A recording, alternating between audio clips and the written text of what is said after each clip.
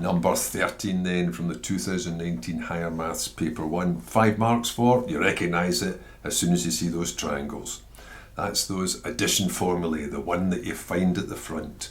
You finish off the triangles and you put the values into those. And so what does it say? Given those triangles, determine the values of the cosine of P, the angle in the top triangle, and the cosine of Q, the angle in the bottom triangle. Notice you don't have any of these sides, and that one is only a portion of a side.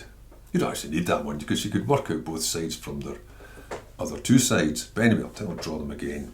So here's the P triangle. It's got 1 for a short side, root 5 for the hypotenuse, so you can work out the remaining side using Pythagoras. The squares of the sides, but subtract them. That square of root 5 is 5, square of 1 is 1, subtract them is 4, square root, that length is 2. Now I suppose straight away you could say, well, if that length is 2 and that portion sticking out is 1, that total length is 3. But you'd probably want to double check it anyway just by using these numbers on their own. Square the hypotenuse, 10, square that side 1, 10 take away 1 is 9, square root is, either way, 3. Right, so now you can state the two parts. So for part A, what's the cosine of P? The cosine is the adjacent side, so that's 2 over the hypotenuse.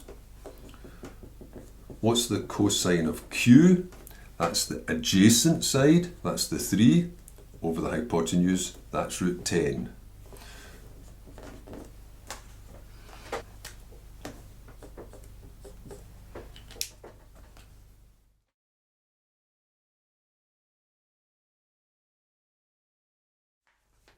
Part B then, hence determine the value, should really say the exact value of the sine of this. Well, you look up the front. And if you look up the front, you get sine P cos Q plus switch partners, cos P sine Q. Now you just fill them in from the triangles. The sine of P is opposite the P, there's that one there. That's the 1 over the root 5. The cos of Q, I suppose you've got it there, but you could have just looked there.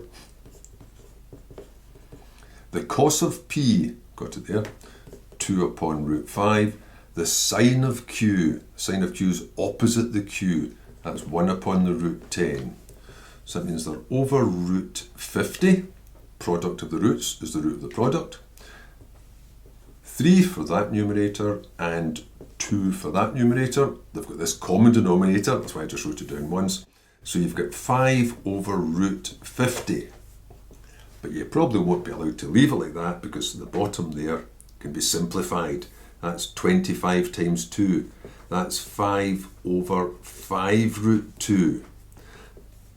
That'll cancel down to 1 upon root 2 now.